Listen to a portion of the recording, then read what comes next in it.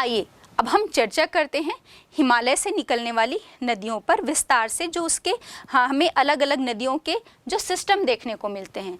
तो मुख्य रूप से हिमालय से निकलने वाली जो नदियां हैं उनमें प्रमुख 3 नदियों का जो सिस्टम है या प्रणाली है वो हम देखते हैं।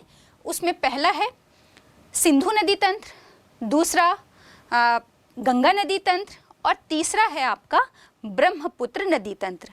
तो इन तीनों ही रिवर सिस्टम पर हम अलग से इनकी विशेषताओं पर चर्चा करते हैं।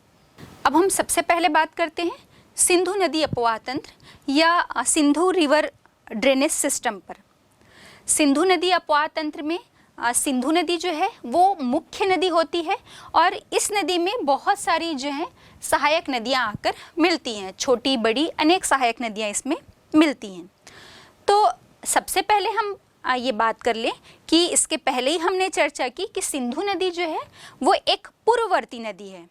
ये सभी हिमालय से निकलने वाली हैं, लेकिन हिमालय की उत्पत्ति से पहले से ही ये नदियां जो हैं वो प्रवाहित हो रही थी। तो सिंधु नदी एक पूर्ववर्ती नदी है। अब हम ये देख लें कि सिंधु नदी की उत्पत्ति कहाँ से होती है। तो तिब्बत में मानसरोवर झील है और मानसरोवर झील के निकट ही बोखरचू नाम का ग्लेशियर है। इस बोखरचू ग्लेशियर से ही सिंधु नदी की उत्पत्ति होती है।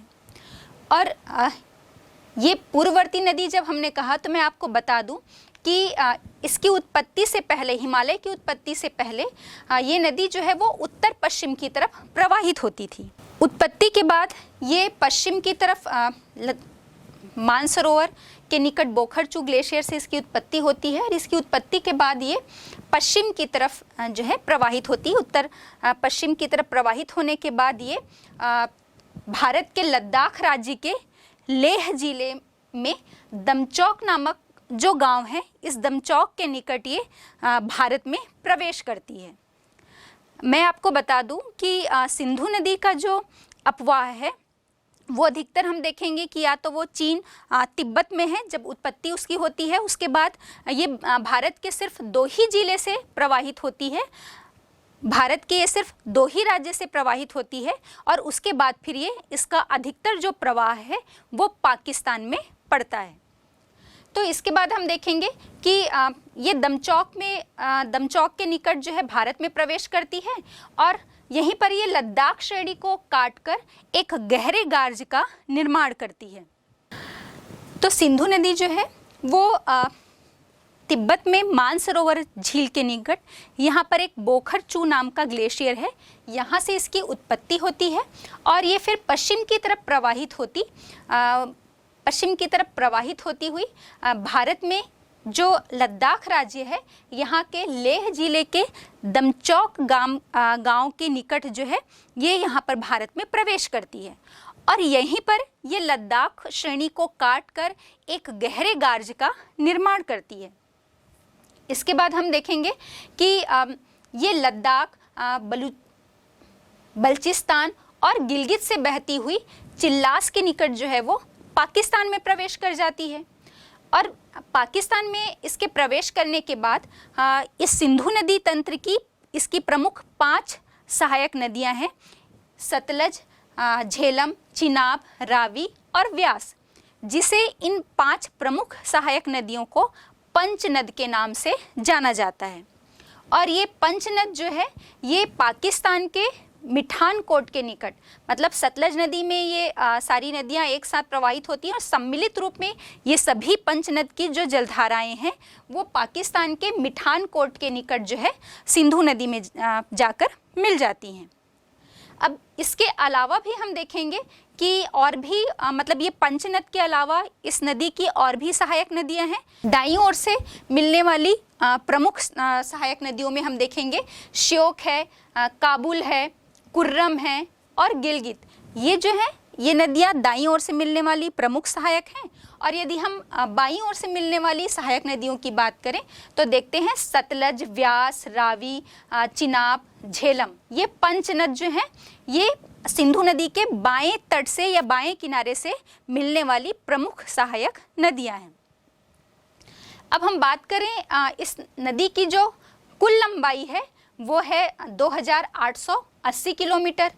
सिंधु नदी का जो पूरा जल संग्रहण क्षेत्र है वो 11.65 लाख वर्ग किलोमीटर है। लेकिन ये जल संग्रहण क्षेत्र जो है इतना, ये पूरा भारत में ही नहीं है, हमने बताया ना, ये 3 देशों से होकर बहती है, चीन, भारत और पाकिस्तान। तो कुल जो 11.65 लाख वर्ग किलोमीटर जल संग्रहण क्षेत्र में से भारत में 3.21 लाख वर्ग किलोमीटर का क्षेत्र आता है। अब हम देखेंगे कि अभी हमने कहा कि पूरा जो 3 देशों से ये होकर प्रवाहित होता है, तो सिंधु नदी का जितना भी जल है उसे सिर्फ भारत ही जो है वो प्रयोग नहीं करेगा, उसका पूरा अधिकार जो है इस जल में पूरा अधिकार पाकिस्तान का भी है। तो इसी के तहत भारत और पाकिस्तान के बीच में सन 1960 में एक सिंधु जल समझौता हुआ और इस समझौते के अंतर्गत ये तय किया गया कि भारत जो है सिंधु और इस नदी तंत्र की और जितनी भी सहायक नदियां हैं उसका सिर्फ 20% 20% जल ही जो है वो उपयोग कर सकता है। तो इसी समझौते के तहत इस नदी तंत्र के कुल जल का सिर्फ 20% भाग ही भारत के अधिकार क्षेत्र में आता है या भारत के द्वारा उपयोग किया जाता है।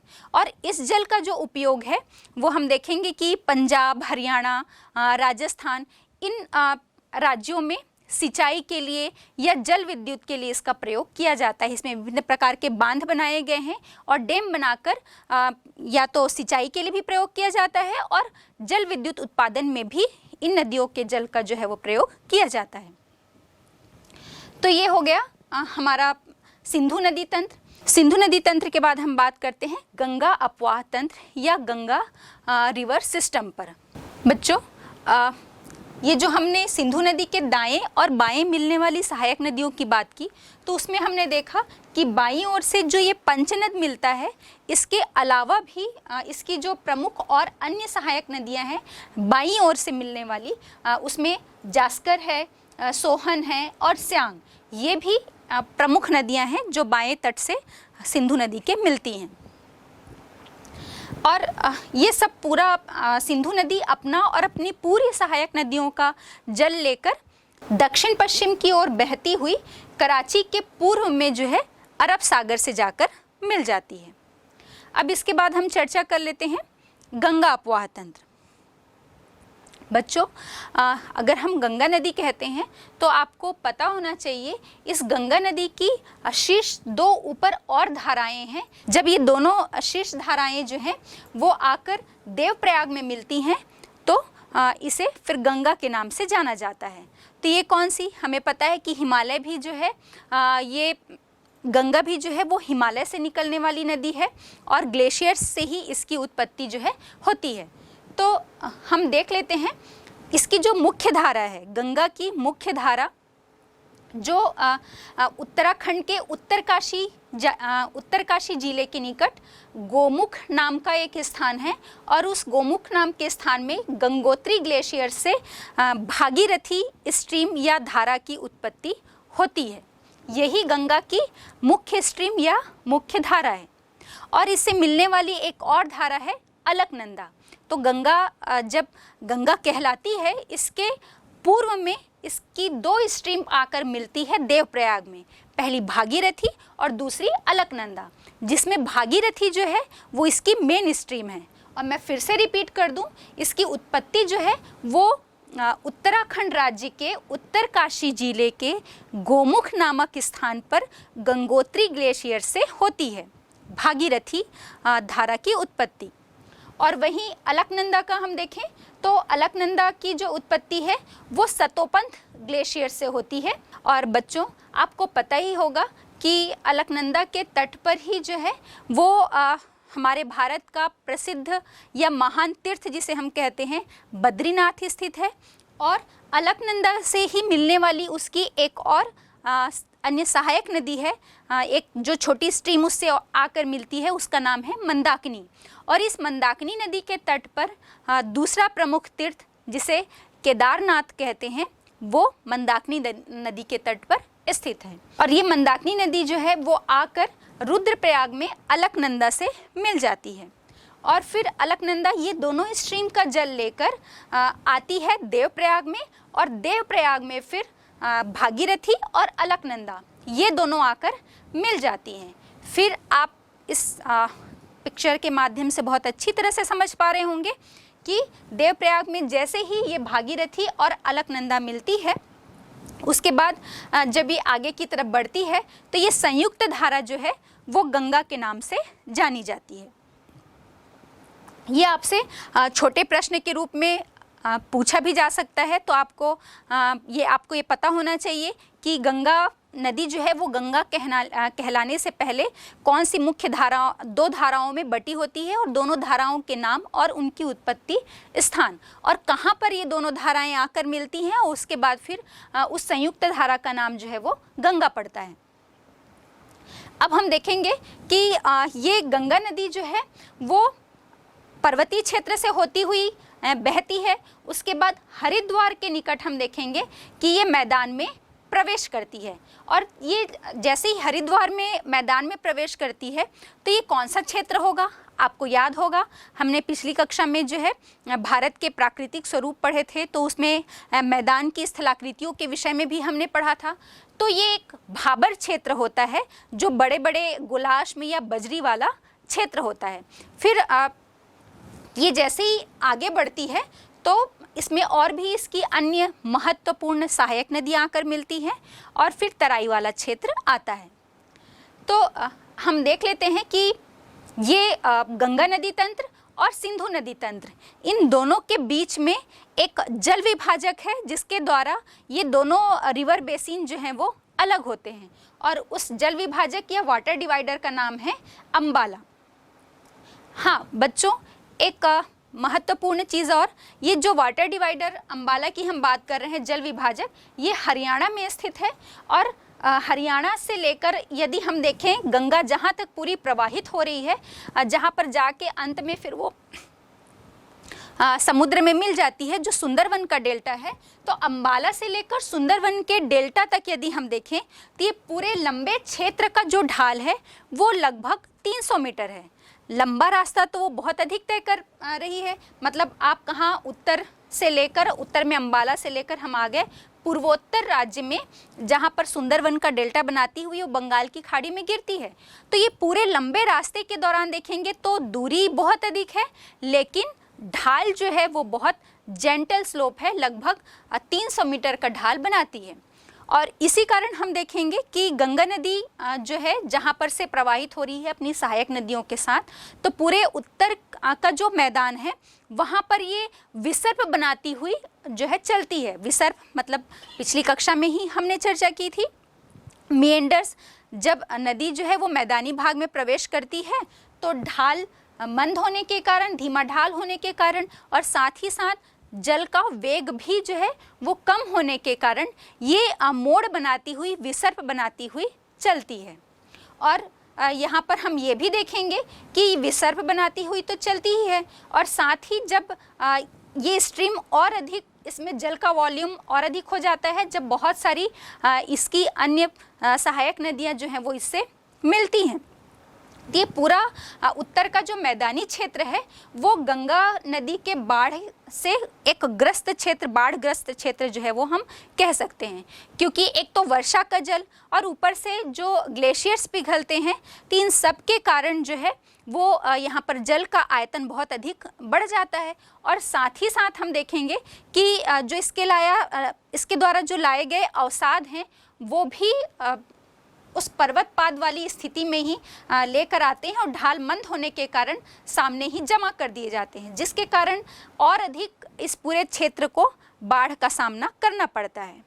तो ठीक है, यहाँ पर जो बाढ़ आती है वो तो एक आपदा का रूप है, लेकिन इसके साथ ही साथ हम देखेंगे कि जब बाढ़ की स्थिति सामान्य हो जाती है, मतलब नदियों का जो पानी का स्तर है वो बाढ़ की स्थिति जाने के बाद अपने सामान्य स्थिति में आ जाती है या अपने पूर्व वाले मार्ग से प्रवाहित होने लगती है, तो उसके द्वारा जो लाए गए अवसाद हैं वो इन नदियों के दोनों किनारों पर बिछा दिए जाते हैं। और नदी के दोनों किनारों पर बिछाए जाने से हम देखेंगे कि जो सिल्ट, मृत्तिका या गाद, इस टाइप की उपजाऊ मिट्टियों का जमाव जो है वो इस पूरे क्षेत्र में हो जाता है, जिसके कारण ये पूरा जो क्षेत्र है जो गंगा और उसकी सहायक नदियों के द्वारा बनाया गया उत्तर का ये विशाल मैदान है, ये बहुत ही उपजाऊ मैदान है जो कृषि के दृष्टिकोण से बहुत ही महत्वपूर्ण है। आइए अब हम देख लेते हैं कि यमुना जो यमुनोत्री ग्लेशियर से निकलती है ये इसकी महत्वपूर्ण सहायक नदी है और गंगा में मिलने वाली सबसे लंबी नदी हम कह सकते हैं। अब हम देखें कि गंगा में कौन कौन सी इसकी जो सहायक नदियां हैं वो मिलती हैं। तो पहले हम बात कर लेते हैं इसके लेफ्ट हैंड साइड, मतलब बाएं तट से मिलने वाली कौन कौन सी नदियां हैं। बच्चों, मैं बार बार आपको सिंधु नदी तंत्र में भी और अब गंगा नदी तंत्र में भी बता रही हूँ कि जो मुख्य नदी है उससे मिलने वाली जो सहायक नदियाँ हैं वो किस तट से मिलती हैं। तो इसमें मैं टर्म्स यूज़ कर रही हूँ बार बार दाएं या बाएं तट से।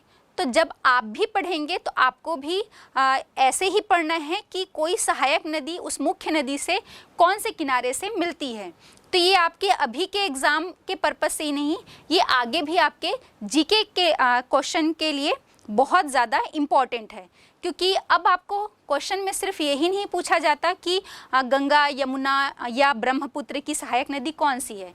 अब इसमें ये क्वेश्चन का जो पैटर्न है वो चेंज हो गया है। अब आपसे ये पूछा जाएगा कि रामगंगा नदी या सतलज नदी सिंधु नदी के या गंगा नदी के कौन से तट से या कौन से किनारे से आकर मिलती है। या आपसे इस प्रकार से पूछा जा सकता है कि गंगा नदी में उसके बाएं किनारे से या दाएं किनारे से मिलने वाली सहायक नदियां कौन सी है। तो आपको इसी सीक्वेंस में उसको याद रखना होगा। तो अब आप ये कह रहे होंगे या दिमाग में आपके प्रश्न उठ रहा होगा कि हम दाएं या बाएं का निर्धारण कैसे करें, हम किसे कहेंगे कि गंगा नदी का बायां तट कौन सा है या दायां तट कौन सा है। तो गंगा नदी की जो उत्पत्ति है ये आपके हमने देखा कि उत्तराखंड जिले में हुई है और उत्तराखंड जिले से होती हुई ये पूर्व की तरफ प्रवाहित होती है, ईस्टर्न फ्लोइंग है। तो यदि आप इसी दिशा में, जिस दिशा की ओर आगे बढ़ रही है ये नदी, उसी दिशा की तरफ आप मुंह करके खड़े हो जाते हैं तो जो आपका डायरेक्शन है, मतलब जो आपका लेफ्ट हैंड साइड है या जो आपका राइट हैंड साइड है, वही इस गंगा नदी का भी होगा। तो आप इसी वे में समझ लीजिए कि ये गंगा नदी है और मैं भी आपके गंगा नदी के पैरेलल ही खड़ी हुई हूँ, ऐसा समझ के चलिए। और गंगा नदी जो है ये उत्तराखंड जिले से उत्पत्ति होती है और ये आगे बढ़ रही है ईस्ट की तरफ, पूर्व की तरफ प्रवाहित हो रही है और मेरा मुंह भी पूर्व की तरफ है, ऐसा समझिए। तो मेरा राइट हैंड साइड और मेरा लेफ्ट हैंड साइड, तो ठीक इसी प्रकार हम देखेंगे कि गंगा नदी का जो लेफ्ट हैंड साइड या उसके बाएं तट से मिलने वाली सहायक नदियां, तो आप देख रहे होंगे ये पूरी जो उसके बाएं तट से मिलती हैं जो सहायक नदियां, उनकी उत्पत्ति भी हिमालय का ग्लेशियर ही है। सभी की उत्पत्ति हिमालय से होती है और हिमालय में ग्लेशियर से इसकी उत्पत्ति होती है। तो यहाँ पर पहले देखिए, सबसे पूर्व की तरफ हम आ जाएं तो रामगंगा है, फिर गोमती है, घाघरा, गंडक, कोसी और महानंदा। ये जो हैं ये प्रमुख नदियां हैं जो इसके बाएं तट से मिलती हैं। अब जब हम दाएं तट से मिलने वाली सहायक नदियों की बात करें तो हम देखते हैं पहले यमुना है, टोंस है, सोन। अब इसमें भी हम देखेंगे कि यमुना नदी जो है ये अपने साथ चंबल, बेतवा, केन, ये यमुना नदी की सहायक नदियां हैं। तो इन सभी नदियों का जल लेकर ये गंगा नदी में प्रयागराज के निकट जो है, प्रयागराज में इसका संगम होता है गंगा नदी से। अब ये जो आपकी चंबल, बेतवा या केन जो यमुना नदी की सहायक है, हम ये देखेंगे कि इन नदियों का उद्गम प्रायद्वीपीय पठार से होता है और हमने यमुना के साथ, मतलब जो उसके दाएं तट से मिलने वाली नदी है उसमें सिर्फ यमुना ही है जो ग्लेशियर से जिसकी उत्पत्ति होती है, और बाकी जो उसके बाएं तट से मिलने वाली नदियां हैं जो हमने भी बात की कि रामगंगा, गंडक, कोसी, महानंदा, ये सभी जो हैं वो उसके बाएं तट से मिलने वाली नदियां हैं। और हमने देखा कि इन सभी की उत्पत्ति जो है वो ग्लेशियर से होती है। तो चाहे वो वर्षा ऋतु का समय हो वर्षा ऋतु में वर्षा का जल, साथ ही ग्लेशियर्स का जल, तो इसमें पानी की जो है वो बहुत अधिक मात्रा हो जाती है और इसी कारण से यहाँ पर बाढ़ का सामना जो है वो इस क्षेत्र को करना पड़ता है। अब हम देखेंगे कि जैसे ही फिर पूरे मैदानी क्षेत्र से आगे बढ़ती है नदी, बहुत सारे मिएंडर्स बनाती हुई, मोड़ बनाती हुई, प्राकृतिक तटबंध या हम कहें बाढ़ के मैदान बनाती हुई, जैसे ही ये आगे बढ़ती है तो बड़ी मात्रा में तो हमने देख ही लिया कि जल एक वृहद पैमाने पर ये उपजाऊ मैदान का यहाँ पर निर्माण करती है। और साथ ही हम देखेंगे कि इसके बाद जैसे ही ये गंगा नदी जो है वो पश्चिम बंगाल में प्रवेश करती है, तो पश्चिम बंगाल में प्रवेश करने के बाद ये 2 भागों में या 2 शाखाओं में बढ़ जाती है, जिसे हम डिस्ट्रीब्यूटरी कहते हैं। डिस्ट्रीब्यूटरी मतलब डिस्ट्रीब्यूट होना, बट जाना। तो ठीक वैसे ही गंगा की ये जो मुख्य धारा है वो 2 शाखाओं, अलग अलग शाखाओं में बढ़ जाती है। जिसे हम हिंदी में वितरिका कहते हैं और इंग्लिश में इसी को डिस्ट्रीब्यूटरी कहा जाता है। तो ये हो गई जब अंतिम समय में एक नदी की धारा बट जाती है और जो सहायक नदियाँ, छोटी या बड़ी सहायक नदियाँ जो उससे आकर मुख्य नदी में मिलती हैं, उसे हम ट्रिब्यूटरीज कहते हैं या सहायक नदियाँ कहते हैं। तो जब हम ऊपर की तरफ हमने देखा, ये सारी इसकी ट्रिब्यूटरीज हो गई, चाहे हम रामगंगा की बात करें, गंडक, कोसी या फिर यमुना नदी की बात करें, ये सब उसकी ट्रिब्यूटरीज हो गई जो उसकी सहायक हैं और आकर गंगा की मेन स्ट्रीम में मिल रही हैं। लेकिन जब गंगा की मेन स्ट्रीम ही जो है वो 2 शाखाओं में बढ़ जा रही है, तो इसे हम डिस्ट्रीब्यूटरी या वितरिका कहते हैं। तो जैसे ही ये पश्चिम बंगाल में प्रवेश करती है तो ये 2 हिस्सों में बढ़ जाती है और इसकी एक जो धारा है, जो इसकी मेन स्ट्रीम होती है, वो भागीरथी है और दूसरी जो है वो हुगली। और इस हुगली नदी से ही जो दामोदर नदी है वो छोटा नागपुर पठार में आकर हुगली नदी से मिल जाती है। अब हम देखेंगे कि ये जो मेन स्ट्रीम भागीरथी थी, ये पश्चिम बंगाल के फरक्का से पश्चिम बंगाल का जो फरक्का है, फरक्का नाम का जो स्थान है, ये इसका हम कह सकते हैं कि भारत का अंतिम पड़ाव है या अंतिम सीमा है, ये जो स्थान है। इसके बाद फरक्का के बाद ये गंगा नदी जो है वो बांग्लादेश में प्रवेश कर जाती है। और जैसे ही ये बांग्लादेश में प्रवेश करती है तो भाई बांग्लादेश के लोग इस नदी को अलग नाम से पुकारते हैं और वो इसे पद्मा कहते हैं। तो बांग्लादेश में गंगा नदी जो है वो पद्मा के नाम से जानी जाती है। फिर हम देखेंगे कि बांग्लादेश में पद्मा से ब्रह्मपुत्र नदी मिल जाती है और जैसे ही ये ब्रह्मपुत्र नदी को वहाँ पर जमुना के नाम से जाना जाता है। कहाँ पर? बांग्लादेश में। तो जैसे ही ये जमुना और हमारी गंगा पद्मा मिलती है, ये दोनों मिलकर एक मेन और स्ट्रीम का निर्माण करती है, मतलब एक संयुक्त धारा के रूप में बहती है और ये संयुक्त धारा वहाँ पर मेघना के नाम से जानी जाती है।